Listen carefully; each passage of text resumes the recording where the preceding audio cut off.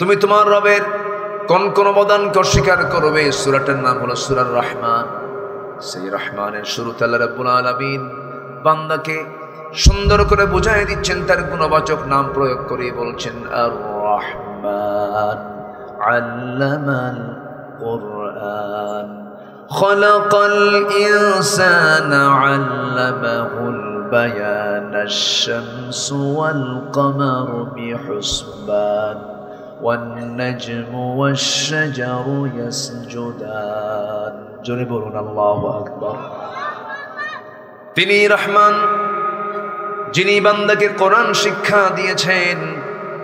সবচাইতে বড় দয়া করে বান্দাকে কোরআন দিয়েছেন। যদি এই কিতাব যদি না থাকতো আমরা আল্লাহকে চিনতে পারতাম না, জান্নাত জাহান্নামের দরজা আমরা খুঁজে পেতাম না, সিরাতুল মুস্তাকিম খুঁজে পেতাম না।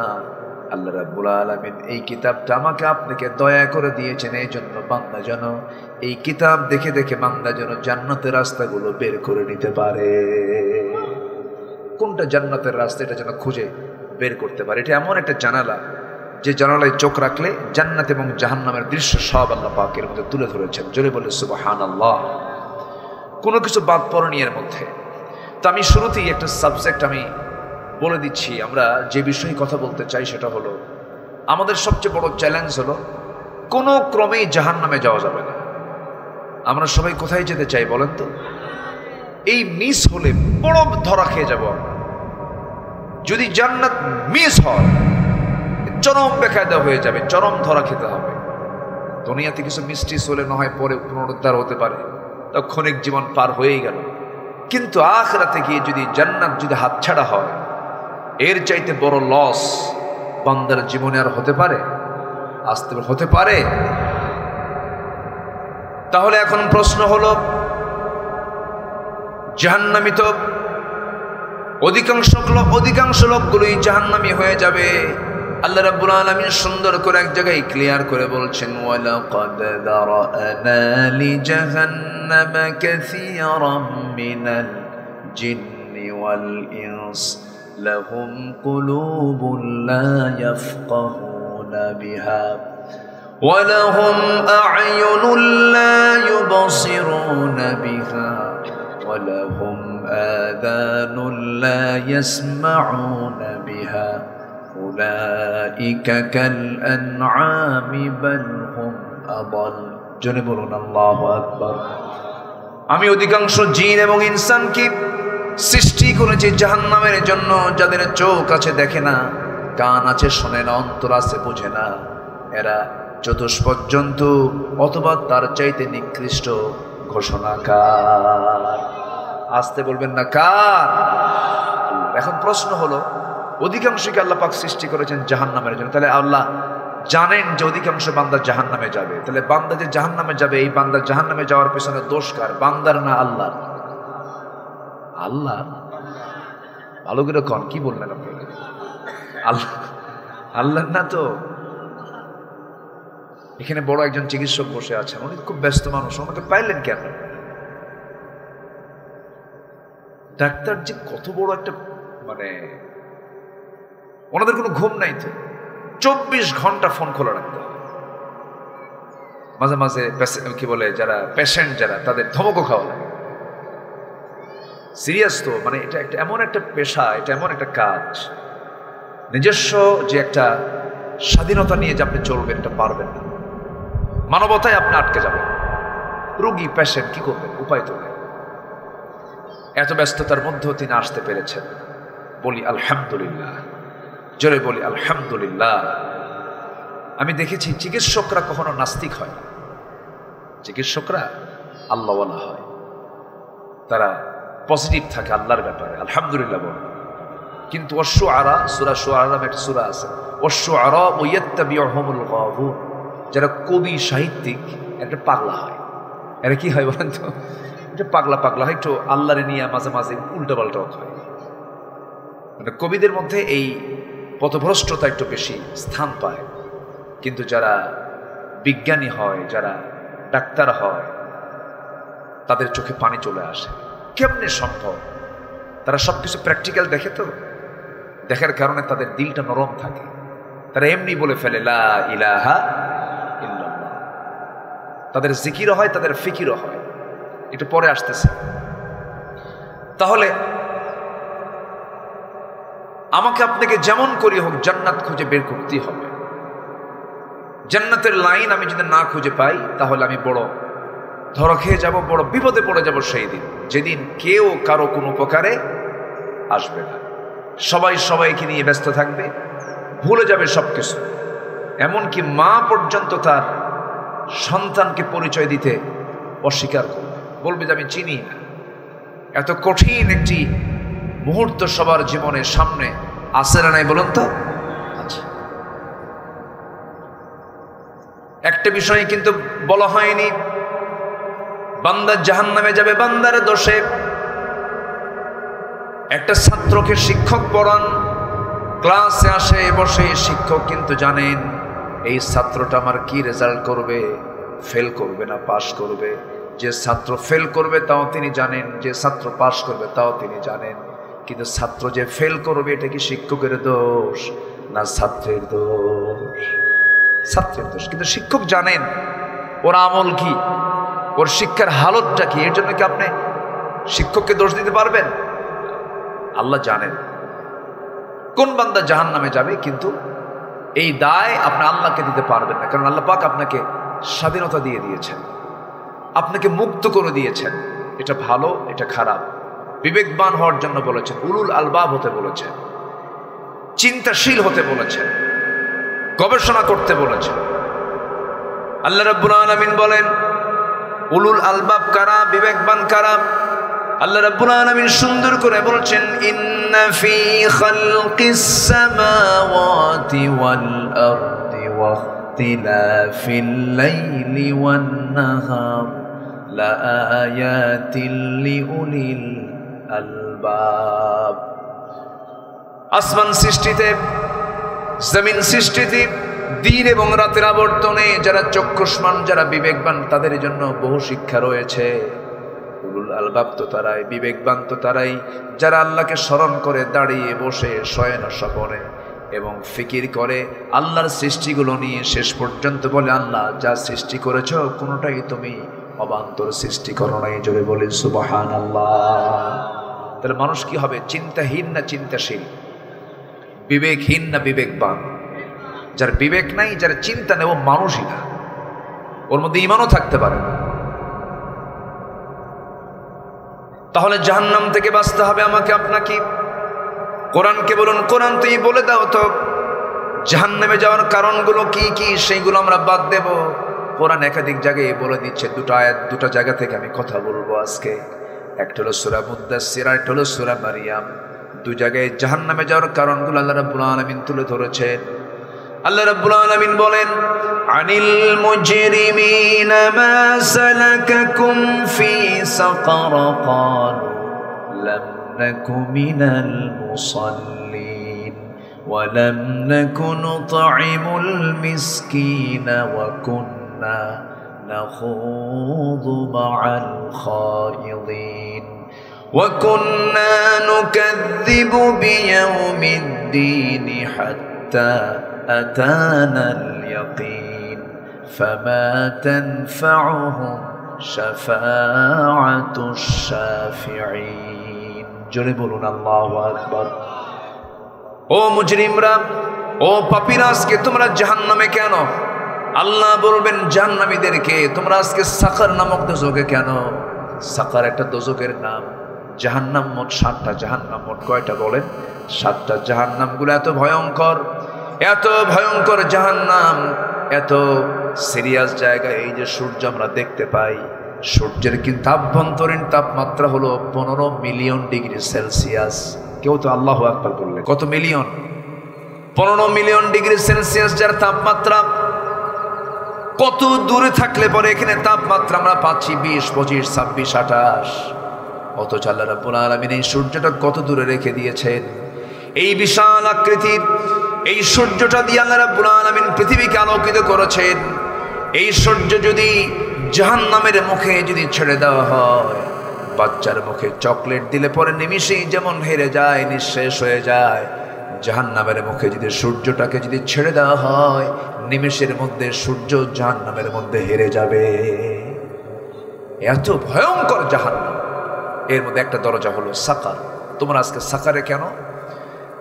সঙ্গে সঙ্গে দোজকবাসী বলবে আমরা 4টা কারণে জাহান্নামের দোজকে। নাম্বার 1 হলো সারা জীবন আযান শুনেছি, সারা জীবন ডাক শুনেছি নামাজের জন্য, হাইয়া আলাস সালাহ হাইয়া আলাল ফালাহ। যৌবনের উন্মাদনায় সব ভুলে গেছি, নামাজটা পড়ি নাই, নামাজ আদায় করি নাই, সময় মতো নামাজে যাই নাই, নামাজ থেকে দূরে থেকেছি। নাম্বার 2 হলো বান্দার হক নষ্ট করেছি। নাম্বার 3 হলো সমালোচনা করেছি। নাম্বার 4 হলো পরকালকে অবিশ্বাস করেছি, বিচারে দিবসকে অবিশ্বাস করেছি। ওকুন্না নুকাদ্দিবু বিয়াউমিদ্দিন। এই 4টা কারণে আল্লাহ রাব্বুল আলামিন আজকে আমাদেরকে জাহান্নামের সাকার নামক দোজকে ফেলে দিয়েছেন। আমার বন্ধুগণ, 1 নম্বর অপরাধ হলো কি? ছেড়ে দেওয়া। বলেন বলেন বলেন বলেন। আজকে আমার দেশে বলুন 1 নম্বর অপরাধ কি হয়? বলেন বলেন 1 নম্বর অপরাধ কি? বলেন। নামাজ নাই, নামাজ ছেড়ে। এটা কি ছোটখাটো অপরাধ? এটা নিয়ে কারো কোনো হেডেক আছে? কোনো মাথা ব্যথা আছে? কোনো মাথা ব্যথা নাই কিন্তু। অথচ আল্লাহ বলছেন সবচাইতে বেশি রাগ করি আমি নামাজ বাদ দিলে। অনেক বড় অপরাধ। এটা চূড়ান্ত হাদিস বলি, শোনেন। আল ফারকু বাইনাল মুমিন ওয়াল কাফির তারকুস সালাহ। মুমিন এবং কাফেরের মধ্যে পার্থক্য সৃষ্টি করে দেয় হচ্ছে নামাজ। অথচ সেই নামাজ আমার দেশে মাত্র 18 কোটি মুসলমানের দেশ 5% নামাজ পড়ে। কয় পার্সেন্ট বলেন? বলেন কয় পার্সেন্ট? 5%। বাকি 95%-এর নামাজের কোনো খবরই নাই, তারা পড়েই না। কেন জানেন? নামাজ নিয়ে কোনো কাজ নাই আমাদের, নামাজ নিয়ে আমাদের কোনো ফিকিরই নাই। বলেন তো, এই দেশ যারা চালিয়েছেন এই 53-54 বছর, আল্লাহ পরামর্শ দিলেন রাষ্ট্রের দায়িত্ব যারা পাবে, আমি যাদেরকে ক্ষমতা দেব, তোমরা 4টা দফা সমাজে চালু করবে, 4টা দফা রাষ্ট্রীয় পর্যায়ে তোমরা কায়েম করবে। এর মধ্যে 1 নম্বর হলো তোমরা নামাজকে কায়েম করবে। কি করবে? নামাজকে। এটা কি মোল্লার কথা না আল্লাহর কথা? ইম্মাক্কান্নাহুম ফিল আরদি কি আকামুস সালাহ। রাষ্ট্রীয় ক্ষমতা যাকে দেওয়া হবে 1 নম্বর কাজ হলো সে রাষ্ট্রীয় পর্যায়ে নামাজকে কায়েম করবে। তাহলে বলুন, আমার দেশে দল আছে না নাই? আসতে বলে। সে দলের নেতা আছে না নাই? তাহলে সংঘবদ্ধ শক্তিও আছে না নাই? অনেক দল দেশের ক্ষমতায় গেছে কিনা বলেন? গেছে। কেউ 25, কেউ 16, কেউ 9। কেয়ারটেকার গভর্নমেন্ট কয়েক বছর, সবাই কিন্তু ক্ষমতার চেয়ারে বসছে, দেশ চালাইছে, শাসন করেছে, সংসদ অধিবেশন হয়েছে, আইন পাশ হয়েছে, সংযোজন হয়েছে, সংবিধান হয়েছে, সংকোচন হয়েছে। কিন্তু আল্লাহ যে বললেন শুধু 4টা দফা তুমি জারি করো, আমি আল্লাহ আকাশের এবং জমিনের রহমতের দরজা খুলে দেব। লাফাতাহনা আলাইহিম বারাকাতিম মিনাস সামাই ওয়াল আরদ। আমি খুলে দেব, আমি ওয়াদা করলাম। কিন্তু আজ পর্যন্ত মুসলমান হওয়ার পরেও, নামের আগে মোহাম্মদ থাকার পরেও আজ পর্যন্ত কোন শাসক গোষ্ঠী কি এই 18 কোটি মানুষকে জাহান্নাম থেকে বাঁচানোর জন্য 1 নম্বর যে কাজ, নামাজের কোন আইন কি তারা পাশ করেছেন? এগুলো বললে আমরা কি রাজনীতি হয়ে যায়, মানে আমরা এগুলো বলতে পারবো না। 16 বছর তো বলতেই দেয় নাই। মাহফিলে বসলেই 2 পাশে কিরামান কাতিবিন বসে যেত আর বলতো হুজুর ওয়াজ করবেন আকাশ নিয়ে আর কবর নিয়ে, দুনিয়া আমরা দেখে নেব। এগুলো করতো। কোথায় তারা এখন? এখন কোথায়? এক মাঘের শীত যায় না ভাই। জুলুম চলবে না, জুলুম চলবে না। আমরা ক্ষমতাই পাই নাই, আমরা কোনো দায়িত্বও পাই নাই। আমাদের দোষটা হবে কি? কোনো দায়িত্বই তো দেওয়া হয়নি আমাদেরকে। অথচ সবচাইতে বেশি জেল খেটেছে কারা? আলেম। বড় দুঃখের বিষয় এটা। সম্মানিত বন্ধুগণ, সব দেখা শেষ করেছি আমরা। আমাদের মূল টার্গেট হলো জাহান্নাম থেকে বাঁচতে হবে। নামাজ থেকে দূরে থাকা যাবে না, জাতিকে নামাজ থেকে দূরে রাখা যাবে না। নিজে পড়বো, জাতিকে নামাজি বানাবো। সব দেখা শেষ। আগামীর দেশ আমরা দেখতে চাই কোরআনের দেশ। সব সরকার শেষ, আগামী সরকার আমরা দেখতে চাই নামাজের সরকার। রাজি আছেন কারা কারা? হাত উঁচু করে দেখেন মুসলমান। আল্লাহ কবুল করুন, জোরে বলি আমিন। মাহফিলটা আজকে বিচিত্র। এখানে বসি আমি, ওখানে বসেন আপনি, ওখানে আরেকজন, পিছনে খণ্ড খণ্ড, তাই না? একটু এক সাটা হলে ভালো হতো, দেখতে সুন্দর হতো, একটু শ্রীবর্ধন, একটু শ্রীবৃদ্ধি হতো। যাই হোক, যেহেতু জায়গার সংকুলান নাই, একটু কষ্ট করে বসে আছেন, আল্লাহ যেন কষ্টের পুরস্কার দেন। জোরে বলি আল্লাহুম্মা আমিন। তাহলে জাহান্নাম থেকে বাঁচার দরকার আছে না নাই বলেন তো? সবচেয়ে আমাদের মাথায় 1 নম্বর চিন্তা থাকতে হবে, কি থেকে বাঁচবো আমরা? কি থেকে বাঁচবো? জাহান্নাম থেকে। তাহলে আমরা কি বিবেকহীন হব না বিবেকবান হব? বলেন বলেন, চিন্তাহীন না চিন্তাশীল? চিন্তাশীল হব আমরা। একটা মানুষ কখনো খাদ্যে ভেজাল দিতে পারে? একটা মানুষ যে বিবেকবান, সে কি খাদ্যে ভেজাল দিতে পারে? বান্দার হক নষ্ট করতে পারে?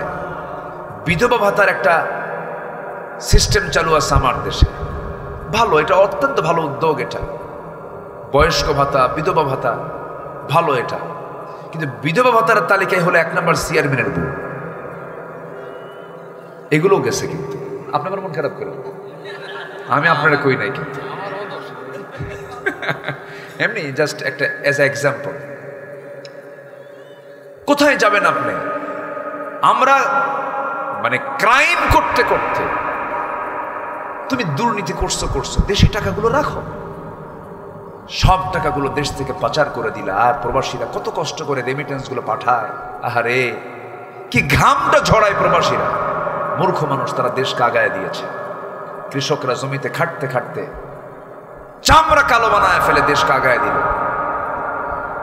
শ্রমিকরা ঘামতে ঘামতে তাদের ঘাম দিয়া দেশ কত তারা আগায় দিল। শ্রমিক আগালো, কৃষক আগায় দিল, প্রবাসী আগায় দিল, সব কিন্তু অশিক্ষিত। আর দেশকে পিছায় দিল কারা? এই নামধারী নেতৃত্বের অযোগ্য অথর্ব এই মূর্খ সমাজের কিছু লোকেরা। ওরা প্রকৃত শিক্ষিত নয়। এটা কলমের খোঁচা দিয়া 2 নম্বরই করে সব দেশের টাকাগুলো বাইরে পাচার করেছে। সম্মানিত বন্ধুগণ, নামাজ মানুষকে বাঁচায় অনেক অপকর্ম থেকে। সবাইকে নামাজ পড়বো না ইনশাআল্লাহ? সবাইকে নামাজ পড়তে রাজি আছি? সবার আগে এই মস্তকটা আমরা অবনত করব কার কাছে? আমরা সারেন্ডার করব কার কাছে? আল্লাহর কাছে। বনের সম্পত্তি বুঝে দেয় না, নিজের ভাই হয়ে নিজের বোনের সম্পত্তি মেরে ফেলে, আপনার কি ছাড়বে? বোন কি দেয় না, আপনার দেবে? আমি আশ্চর্য হয়ে যাই। বোন, এদেশের কয়জন ভাই আছে বোনকে দেয় সম্পদ? বলে আছে? এলাকায় দেয়? ভালো করে কন্ত, ভালো করে কন্ত।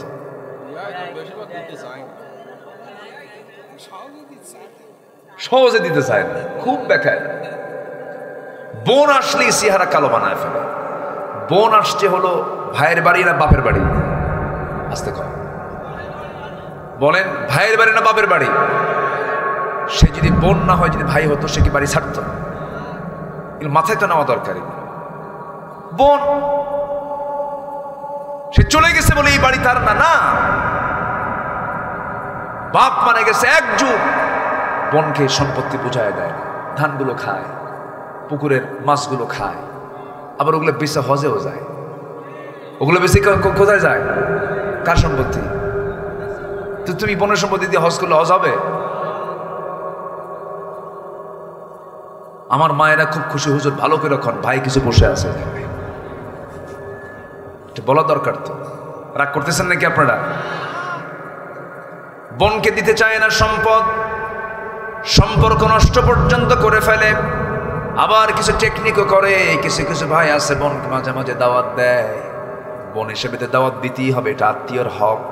কিন্তু এই দাওয়াতের মূল ধান্দা হলো সম্পদ কেমনে টেকনিক্যালি নেওয়া যায়।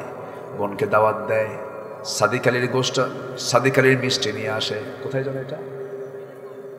জামতলা না? জামতলা, হ্যাঁ, জামতলার সাদিক আলী গোল্লাম কুমিল্লার রসমালাই, টাঙ্গাইলের চমচম, নাটোরের কাঁচাগোল্লা, বগুড়ার দই, যশোরের খই, সবগুলো এক জায়গায় জমা করে বোনকে দাওয়াত দিয়া সুন্দর করে খাওয়া দিয়া সুন্দর করে পাম্পট্টি দিয়া শেষে বলে, বোন একটা কথা বলবো কি, এই যে তোমার জন্য 1 ভরি 2 ভরি স্বর্ণের চেন নিয়ে আসছে, চিনটা তোমার গলায় দাও।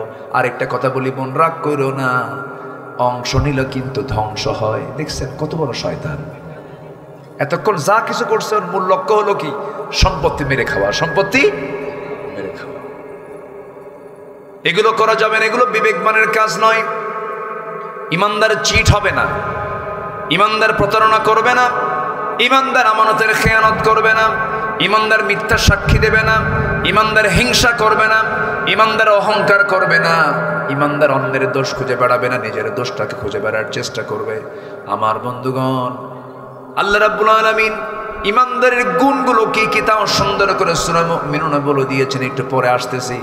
আমার ভাইয়েরা, ইমানদার কখনো আমানতের খেয়ানত করতে পারবে না, ইমানদার খাদ্যে কখনো ভেজাল দিতে পারবে না।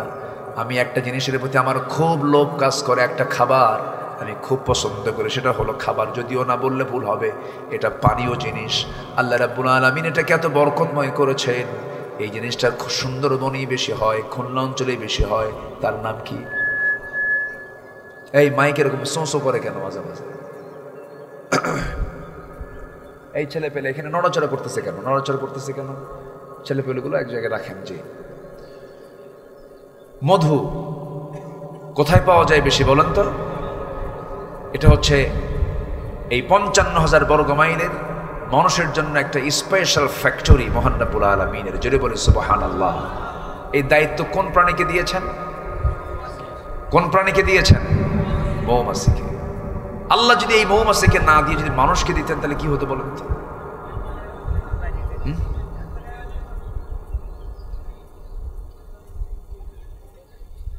একজন সব ভারতে চলে যেত। এখানে চিকিৎসক বসে আছেন, অনেকে বলেন ক্যান্সারের কোনো অ্যান্সার নাই। কতটা শিরিকের কথা! কে বলেছে অ্যান্সার নাই? যার কাছে অ্যান্সার আছে তিনি আমার কে।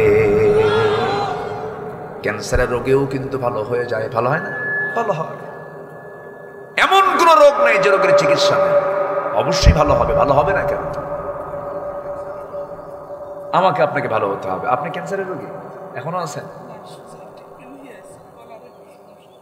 ভালো হয়ে গেছে, এই যে আলহামদুলিল্লাহ করেন, এই যে প্র্যাকটিক্যাল পেয়ে গেলেন, আলহামদুলিল্লাহ বলেন। কয় যে ক্যান্সারের অ্যান্সার। আমি 2009 সালে হজে গিয়েছিলাম। আমি এক ইউরোপিয়ানকে দেখলাম, সে জমজমের ওই যে ওখানে জমজম পাওয়া যায়, জমজম পানিটা ট্যাপ খুলে কল খুলে নিতে হয়, বোতলে ভরায় ভরায় নিয়ে যায়, তাই না? হ্যাঁ, হজে গেছে, ধরায় নিয়ে যায়। তো আমি দেখি একজন, সে খাচ্ছে না, বোতলও ভরাচ্ছে না, সে মাথায় ঢালে, গায়ে ঢালে। ভাবলাম যে এই জমজমের পানিগুলো নষ্ট করতেছে কেন? এটা তো বিশাল নিয়ামত। এটা আমার কাছে মনে হলো এরকম। আমি কাছে গিয়ে বললাম, ফি মুশকিলা, কোনো প্রবলেম আপনার? তুই না আরবিও বোঝে না, আবার ইংরেজিও বোঝে না, আমার অন্য একটা ভাষা।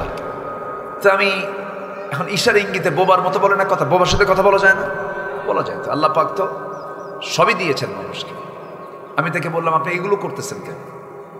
তো বলতেছে, 20 দিন আগে আমি মক্কা আসছি, আমার ক্যান্সার হয়েছে, স্কিন প্রবলেম, স্কিন ক্যান্সার। তো ডাক্তার আমাকে মানা করে দিয়েছেন। আমি ভাবলাম যে একটু আল্লাহর ঘরে যাই। আসছে জমজম, বলে জমজম খাই, গায়ে লাগাই, পেট ভরে ভরে খাচ্ছে। গত 2 দিন আগে চেক আপ করে দেখি ক্যান্সারটা আমার ভিতরে নাই। আর কি হয়? ওষুধ হয়? ওষুধ হয় কিনা বলেন? জমজম পানিটা হলো এমন পানি, সব পানি বসে বসে পান করতে হয়।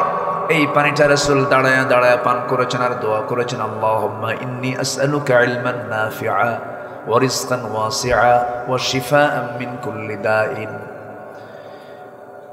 এই পানি পান করলে শুধু তৃষ্ণাই নিবারণ হয় না, সব পানিতে শুধু তৃষ্ণা নিবারণ হয়, কিন্তু জমজমের পানি পান করলে তৃষ্ণাও নিবারণ হয়, ক্ষুধাও নিবারণ হয়। জোরে বলি সুবহানাল্লাহ। এক্সট্রা একটা গুণ আল্লাহ পাক এই পানির মধ্যে দিয়েছেন। আজওয়া খেজুর আছে, আজওয়া খেজুরের সহিহ হাদিস, যদি কোনো বান্দা সকালবেলা খালি পেটে 7টা করে আজোয়া খেজুর খেতে পারে। রাসূল নিজেই চিকিৎসা দিয়েছেন। রাসূল বলছেন তার কাছে কোনো অনিষ্ট স্থান পাবে না, সে সুস্থ হয়ে যাবে। এবার মধু নিয়ে কথা বলতেছেন কে? আসতে বলবেন না, কে কথা বলছেন? এবার আল্লাহ কি দিলেন দেখেন, সুন্দরবনে। কোথায় দিলেন? সুন্দরবনে দিলেন। সুন্দরবন আমার আপনার জন্য নিয়ামত, বলি আলহামদুলিল্লাহ। সুন্দরবন পাহারা দেয় কে? বলেন কে পাহারা দেয়? মানুষকে দায়িত্ব দিলে থাকতো, এই গাছগুলো থাকতো।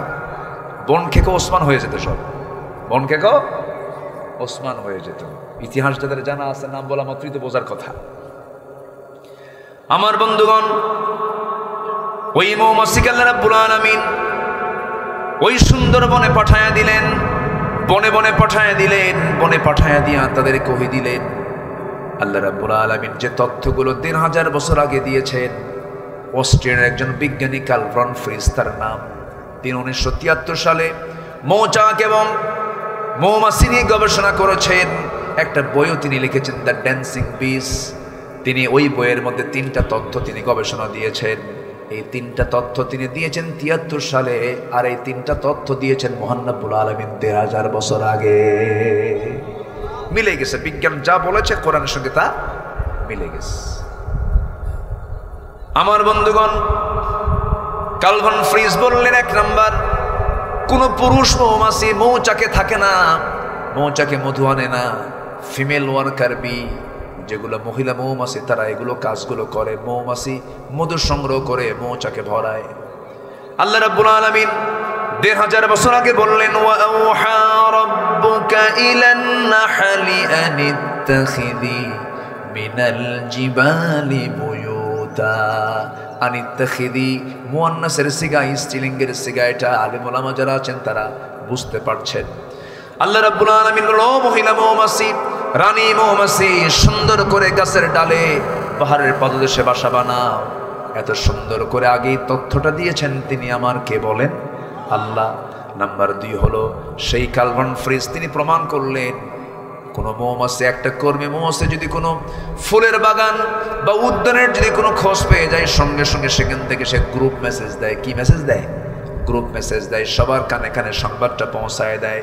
এটার নাম ওই বিজ্ঞানে দিয়েছেন the wagon dance. Wagon dance যা পৃথিবী সাড়া ফেলে। অথচ এই পুরাতন তথ্য 1500 বছর আগে মহান রব্বুল আলামিন কোরআনে বলে দিয়েছেন। জোরে বলে সুবহানাল্লাহ। কোরআন বলতেছে, সুম্মা কুলি মিন কুল্লি সামারাতি ফাসলুকি সুবুলা। জোরে বলুন আল্লাহু আকবার। নাম্বার 3 হলো, এই মৌমাছি বিজ্ঞানের নিখুঁত করে গবেষণা করেছেন, যখন কোনো ফুলে বসে ওই ফুলের মধুগুলোকে, রসগুলোকে, রঙগুলোকে, পানিগুলোকে সে তার মুখে শুধু নেয় না, সে তার পেটের মধ্যে তুলে নেয়। যখন সে তার মৌচাকে চলে আসে, সম্পূর্ণ মধুটা তার পেট থেকে বের করে। মধু বের হয় মৌমাছির পেট থেকে, মৌমাছির পেট থেকে বের হয়। আল্লাহ এই কথাটা 1500 বছর আগে বলে দিয়েছেন, ইয়াখরুজু মিন বুতুনিহা শারাবুন মুখতালিফুন আলওয়ানুহু ফীহি শিফাউন লিন্নাস ইন্না ফী যালিকা লাআয়াতান লিকাউমিন ইয়াতাফাক্কারুন। যারা আলেম ওলামা আছেন, ইয়াখরুজু বের হয়, মিন বুতুনিহা ওই মৌমাছির পেট থেকে, শারাবুন পানীয়, মুখতালিফুন আলওয়ানুহু নানা রং বেরঙ্গের, ফিহি যে মধুর ভিতরে, শিফাউল লিন্নাস মরা ছাড়া সব রোগের ঔষধ আছে। জোরে বলি সুবহানাল্লাহ। মরা ছাড়া সব রোগের ঔষধ আছে। জোরে বলি সুবহানাল্লাহ। মরা ছাড়া। এই এলাকায় মধুর দাম কত করে বলেন?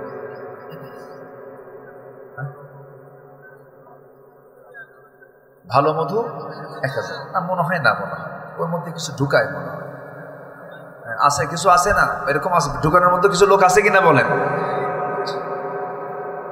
এখন আমি একটু বলি, এই মধুটা তৈরি করতে মৌমাছিকে কি পরিমাণ পরিশ্রম করতে হয়েছে। গবেষণায় এসেছে 1 পাউন্ড মধু বানাতে, 1 পাউন্ড মধু বানাতে 550 মৌমাছিকে 20 লক্ষ ফুলে ভ্রমণ করতে হয়। কেউ তো সুবহানাল্লাহ বললেন না।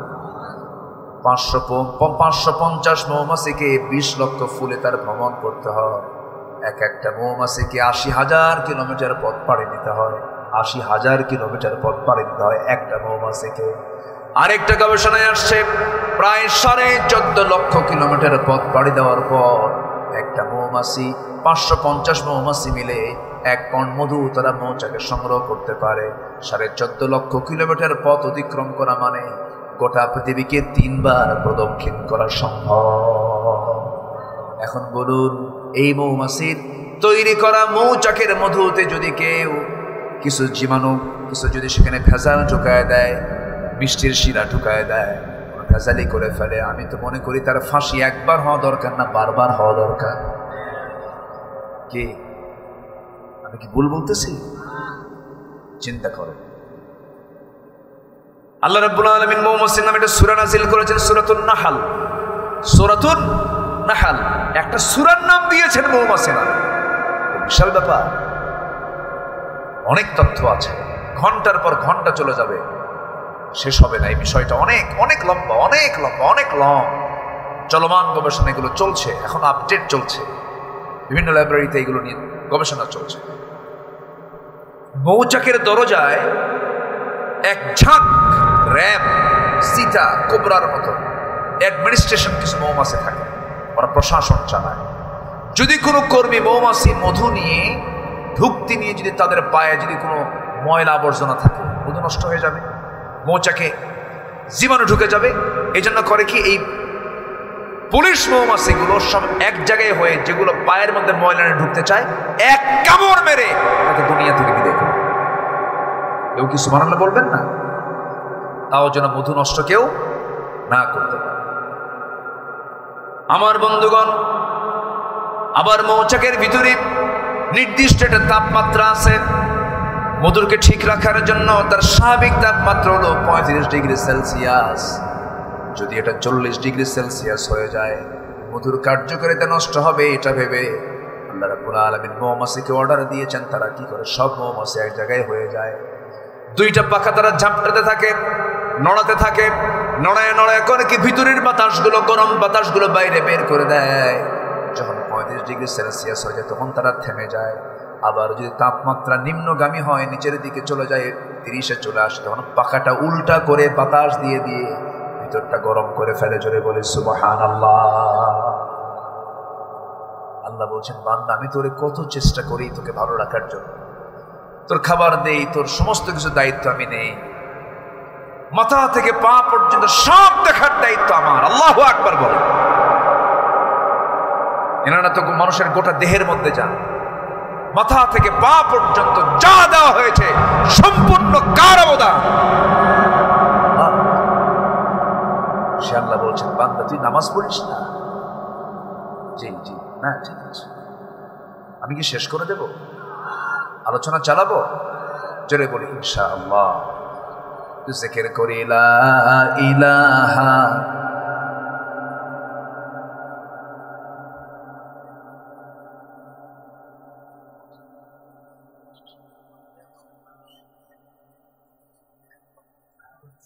জি জি জি জি, হ্যাঁ, পড়ার ব্যাপারে জি বলবো জি ইনশাআল্লাহ। একদিন তো সব সাবজেক্ট তো আসে না। জি, কি আপনারা কি কষ্ট পাচ্ছেন নাকি আমি আলোচনা চালাই? তাহলে জাহান্নামে যাওয়ার কারণগুলো আমরা শিখেছি 4টা। নাম্বার 1 হচ্ছে কিনা পড়া।